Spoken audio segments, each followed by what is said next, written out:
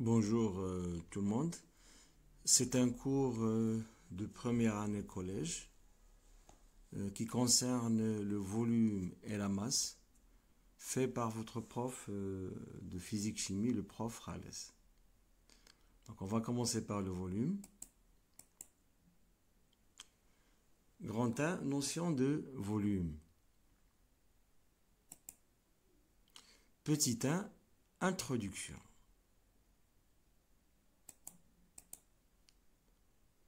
On va prendre l'activité suivante.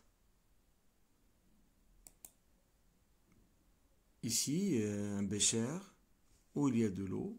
Voilà un bécher où il y a de l'eau. Voilà, c'est le bécher. Et on a ici de l'eau. On va essayer de mettre une boule à l'intérieur. Donc si on jette une boule en fer par exemple à l'intérieur, il faut mettre un corps qui ne se dissout pas dans l'eau. Qu'est-ce qu'on a? Bon, le niveau va monter vers le haut, comme le cas ici. Voilà la boule qu'on va mettre en fer. Regardez ici, donc l'eau monte vers l'eau. Voilà le premier niveau de l'eau. Et voilà le second. Ici, une flèche qui montre que le niveau d'eau monte. Donc ici, le surplus qu'on a ici est causé par la boule de fer. Donc la quantité qu'on a ici, hein, de l'eau, représente le volume de la boule. Donc le volume de la boule, c'est l'espace, c'est la partie occupée par la boule dans l'eau. Et voilà, c'est une introduction du volume.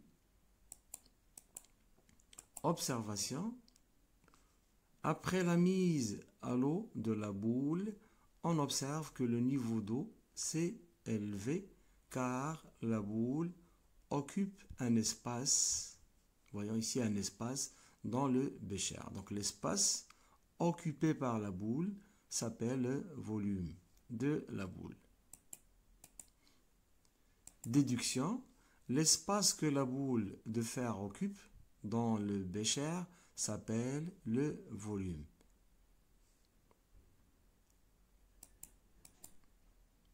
Deuxièmement, la définition du volume en général. Donc le volume d'un corps, soit solide, soit liquide ou bien gazeux même, est l'espace qu'il occupe. Le fer, la boule de fer occupe l'espace dans l'eau, hein, mais on peut prendre un corps solide dans l'air. Donc on peut dire que le volume d'un corps, par exemple solide, est l'espace, hein, qu'il occupe dans l'air, tout simplement. Le liquide encore occupe un volume dans un récipient et le gaz peut avoir un volume dans un récipient encore. Le volume d'un corps est une grandeur physique mesurable, voilà, toujours pour la définition.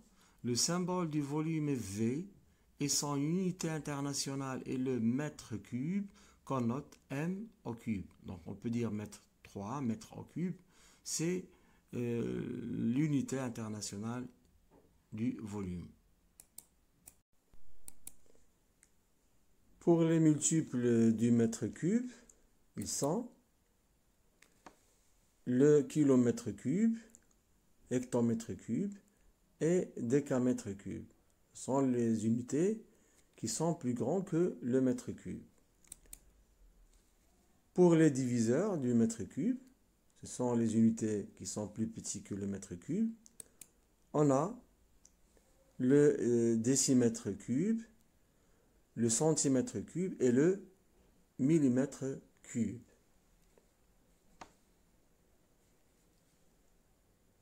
Millimètre cube. Remarque.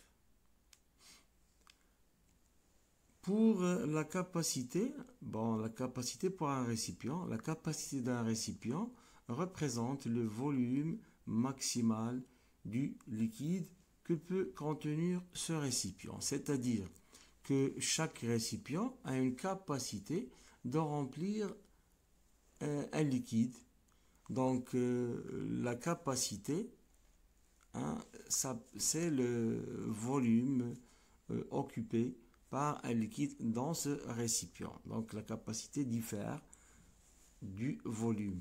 On ne peut pas dire, par exemple, un récipient a un volume. Non, on dit un récipient a une capacité.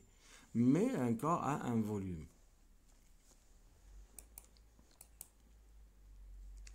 L'unité internationale de capacité est le litre. Donc pour les corps solides, par exemple, on peut prendre le mètre cube. Et si pour les liquides, les gaz, bon, on peut utiliser le litre. Les multiples du litre sont kilolitres, hectolitres et décalitres. Bon, ici, vous pouvez poser une question. Monsieur, on n'a pas le kilolitre. Non. Théoriquement, dans un tableau, on peut mettre le kilolitre, comme le cas du kilomètre, kilogramme, kilomètre cube. Mais dans la vie courante, on utilise seulement le hectolitre. Par exemple, on peut dire une piscine a 200 hectolitres comme capacité, mais on ne peut pas dire 20 kilolitres. Donc, dans la vie courante, on utilise le hectolitre. Mais dans le tableau, pourquoi ne pas faire le kilolitre avec les autres unités? Donc, ce sont les unités les plus grandes que le litre. Pour les diviseurs du litre, 100, décilitres, centilitres et le millilitre. Ce sont les plus petits que les unités les plus petites que le litre. On a une relation entre les multiples et les diviseurs pour le litre et encore pour les multiples et les diviseurs du mètre cube. 1 centimètre cube est égal à 1 millilitre. 1 décimètre cube est égal à 1 litre. Et 1 mètre cube est égal à 1 kilolitre. Ces trois relations peuvent nous donner un tableau de conversion des unités de volume et de capacité. Bon, le tableau est le suivant. Voilà. On a, regardez ici, 1 centimètre cube est égal à 1 millilitre. 1 décimètre cube est égal à 1 litre. Et 1 mètre cube est égal à 1 kilolitre. Bon, apprenez ce tableau pour les conversions de ces unités à l'autre ou d'une unité à l'autre. On va faire une petite application. Faites les conversions suivantes. Bon, on a, voilà, essayez de faire en utilisant le tableau précédent avant de regarder la solution. Donc, je vais vous laisser le temps. Arrêtez la vidéo et faites les conversions vous-même. Après, essayez de voir la réponse. Voilà. Pour 2,5 décimètres cubes, c'est 0,0025 mètres cubes. Pour 40,15 décalitres, c'est égal à 4,015 hectolitres. Pour 0,5 cm3, c'est 0,0005 litres. Pour 12,5 millilitres, c'est 12 500 mm3.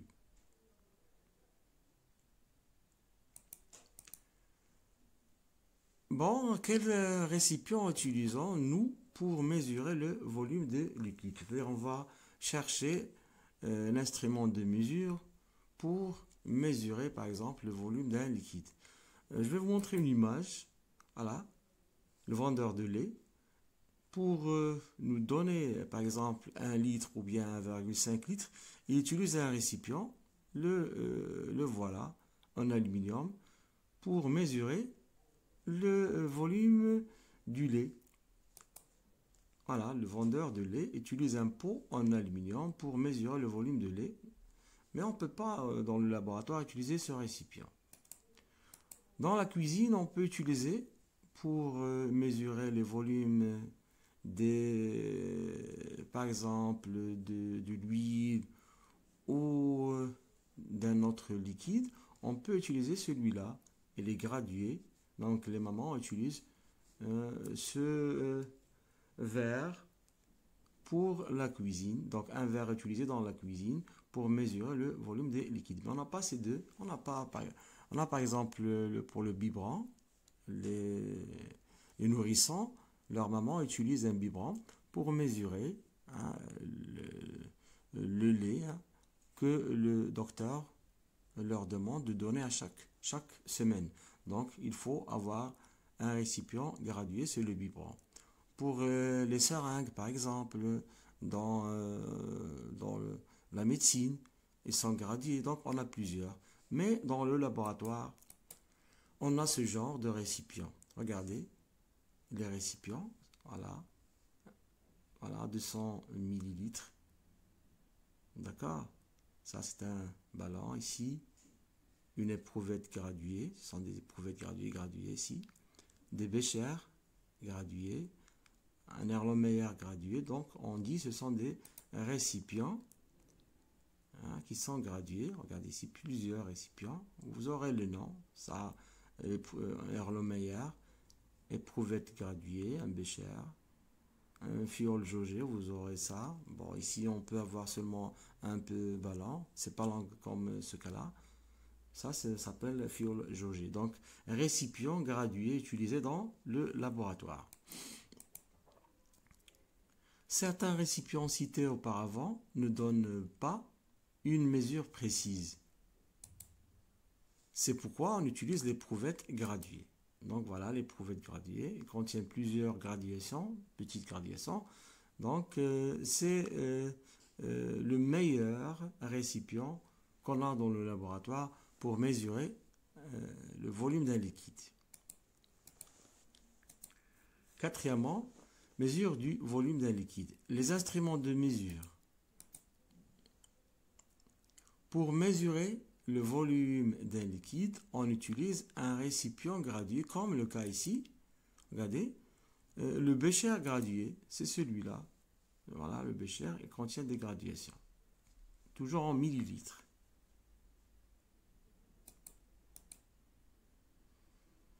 L'Erlenmeyer gradué, c'est celui-là. Il est encore gradué en millilitres, toujours. Les récipients sont gradués en millilitres.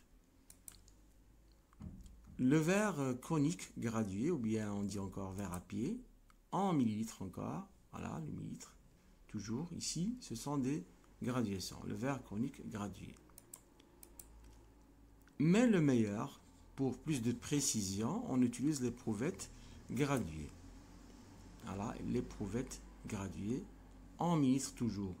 Plusieurs graduations, c'est le meilleur qui nous donne une mesure avec précision. B. Mesure de volume d'un liquide avec l'éprouvette graduée. Puisque l'éprouvette graduée, c'est le meilleur récipient, donc on va l'utiliser pour mesurer le volume d'un liquide. L'activité 2. Regardez ici. Donc, on met un liquide dans une éprouvette graduée et on va essayer de prendre la mesure. On a déjà vu dans la leçon précédente que la surface libre d'un liquide, cette surface elle est plane et horizontale. Mais puisque l'éprouvette graduée est étroite, la surface devient ménisque, c'est-à-dire sous forme d'une croissante de la Lune. Regarde. Lorsqu'on veut prendre la mesure, il faut poser l'œil en face, mais dans la partie inférieure. C'est pas en haut, mais en bas de la surface. D'accord? Donc ici, c'est la bonne lecture. C'est une lecture qui est juste. En bas, c'est une lecture face. C'est ici. En haut, elle est face encore. Donc la bonne position, c'est celle-là. Avant de prendre le volume, il faut savoir la valeur d'une petite graduation d'abord. C'est pourquoi on peut prendre deux grandeurs, ou bien deux mesures de valeurs successives, 10 et 20. Donc on met 20 moins 10, c'est-à-dire c'est 10, divisé par le nombre de gradations. Ici c'est 1, 2, 3, 4, et 5. On divise par 5. Ou bien on peut prendre de 10 jusqu'à 20. Ici c'est 0. 1, 2, 3, 4 et 5. Toujours on divise par 5. Donc 10 divisé par 5 c'est 2. 2 quoi? 2 millilitres. C'est-à-dire lorsqu'on passe de la valeur 10 à ici, c'est 12 millilitres. 14, 16, 18 et 20. Mais on a le liquide dépasse 30. Donc si 30, 32 et 34. Le volume de liquide ici est 34 millilitres. Observation. Le volume qui correspond à une division, petite graduation, est, comme on l'a déjà dit, 20 moins 10 divisé par 5, c'est 10 divisé par 5, c'est 2 millilitres. Le volume du liquide est V est égal à 30 litres, elle a déjà dépassé 30 litres, par 2 gradations, donc plus 2 fois 2 millilitres, c'est 34 millilitres. Donc c'est la méthode, mais vous pouvez donner directement le volume V est égal à 34 millilitres en lisant tout simplement. Ça, c'est seulement la méthode. Le liquide a dépassé 30 millilitres avec 2 gradations, et chaque gradation est égale à 2 millilitres. Donc 2 fois 2 c'est 4, plus 30 c'est 34 millilitres. Déduction.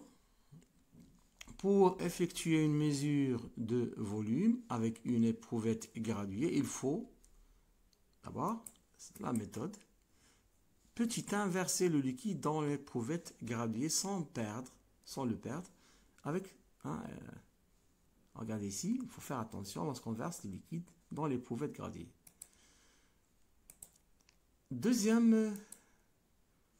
La deuxième étape, c'est poser l'éprouvette graduée sur une surface horizontale, ici c'est la surface, et attendre le repos. Il faut que le liquide soit au repos, ne bouge pas, de la surface libre du liquide. Regardez, il faut poser l'œil en face du liquide, de la surface ménisque du liquide. Troisièmement, lire l'unité du volume qui se trouve en haut de l'éprouvette graduée. On a déjà dit que c'est le millilitre. Toujours. Quatrièmement, voilà, c'est du millilitre. Quatrièmement, déterminer le volume correspondant à une graduation, une petite division, en faisant la différence entre deux divisions successives sur le nombre de graduations entre eux. Donc, c'est déjà fait pour l'activité. Il faut revoir l'activité. Cinquièmement, pour lire le volume exact, il faut placer l'œil horizontalement avec la surface libre du liquide et déterminer la gradation qui coïncide avec le bas, regardez le bas, c'est pas le haut, du ménisque du liquide. Voilà, c'est une lecture qui est fausse, l'œil est en bas.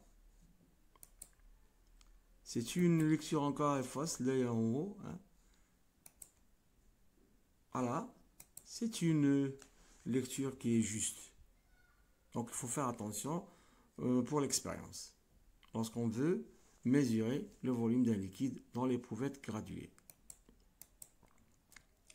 Sixièmement, écrire le résultat qu'on a trouvé de la mesure suivi de l'unité, le millilitre. Donc voilà pour la méthode. Grand 2, mesure du volume d'un solide. Donc on a déjà vu pour le liquide, maintenant pour le solide. On a d'abord petit 1, solide de forme géométrique simple. Les formes géométriques connues déjà, qui sont on détermine le volume d'un solide de forme géométrique simple, cube, parallélépipède, cylindre, sphère, en utilisant une des relations mathématiques suivantes.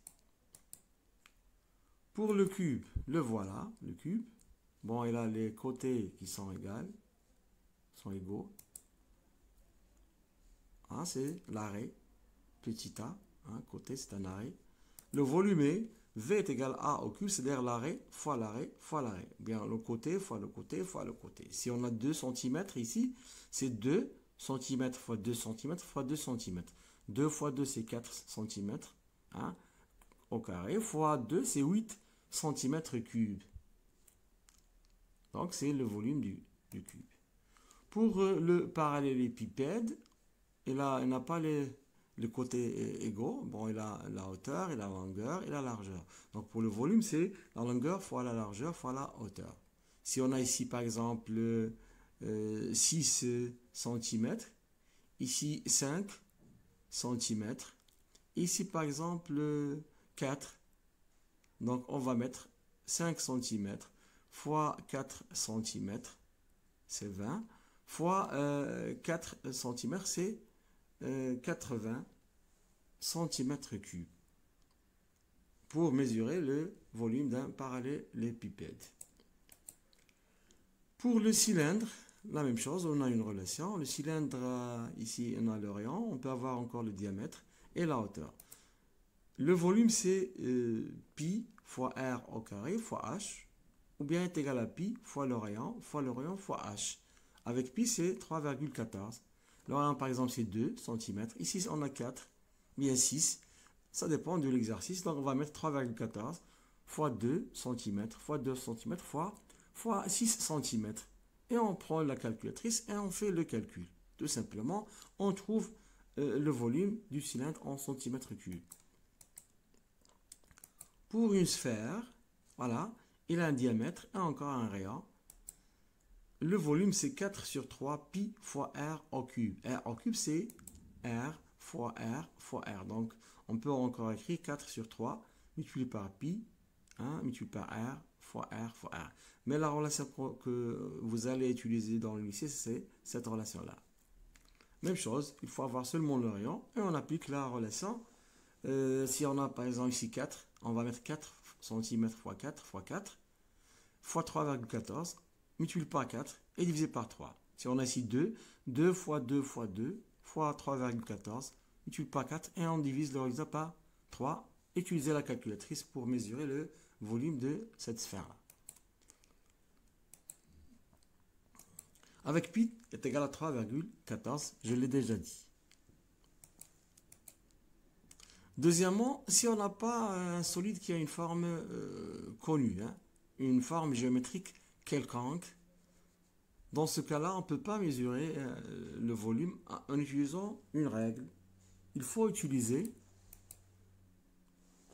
l'éprouvette graduée comme cette façon-là. Donc, on va prendre ici un liquide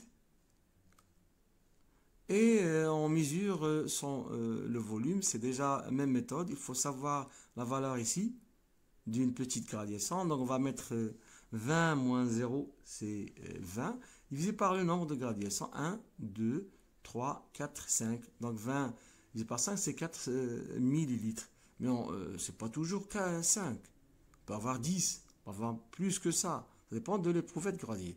Donc, si on a 4, c'est-à-dire ici 4, 8, 12, 16 et 20. Donc, ici, pour ce liquide-là, le premier volume, on dépasse 40 par 2 gradations. Donc, ici, 44, 48. Donc, ici, voilà le liquide. Et le volume V1, c'est 48. Maintenant, on prend un solide quelconque, n'a pas une forme connue, et on le met, voilà, de volume V qu'on cherche, et on le met, voilà, ici, dans l'éprouvette graduée.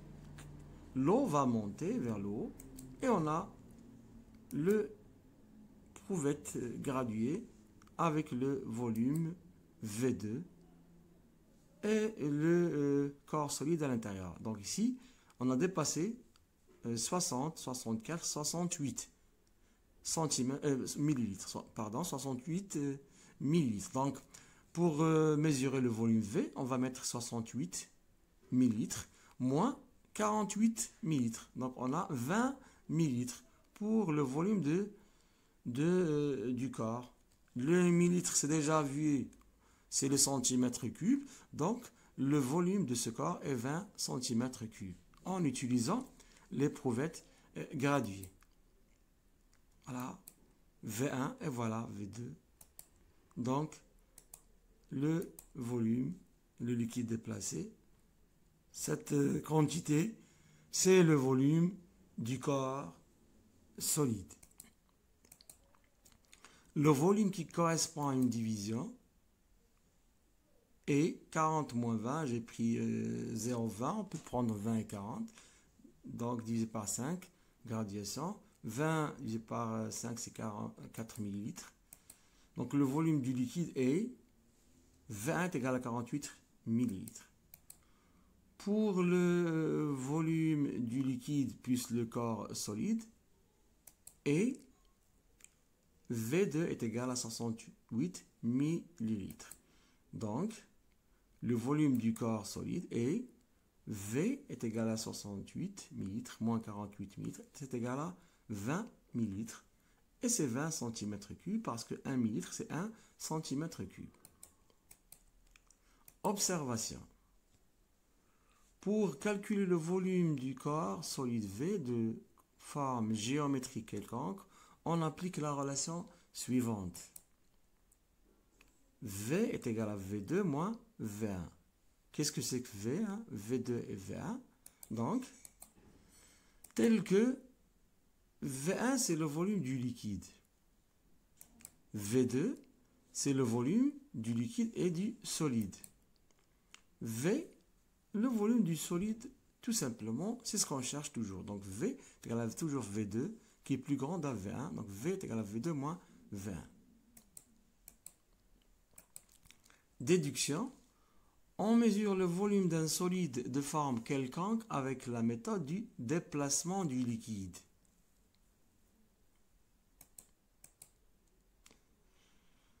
Bon, est-ce que le volume d'un corps change lorsque sa forme change? Pour cela, on va prendre, voilà, ici, l'expérience suivante. Mesure de volume d'un morceau de pâte à modeler. Voilà la pâte à modeler. On va mettre la pâte à modeler dans l'éprouvette graduée. Regardez ici, le niveau monte. On change la forme et on met encore la pâte dans l'éprouvette graduée. Regardez ici, toujours la même valeur. Donc, la forme ne change pas, du corps ne change pas le volume. Lorsque l'on change la forme, le volume ne change pas. Donc, la pâte à modeler, après le changement de sa forme, regardez, toujours on a la même valeur du volume. Remarque, le volume d'un corps ne change pas lorsque sa forme change.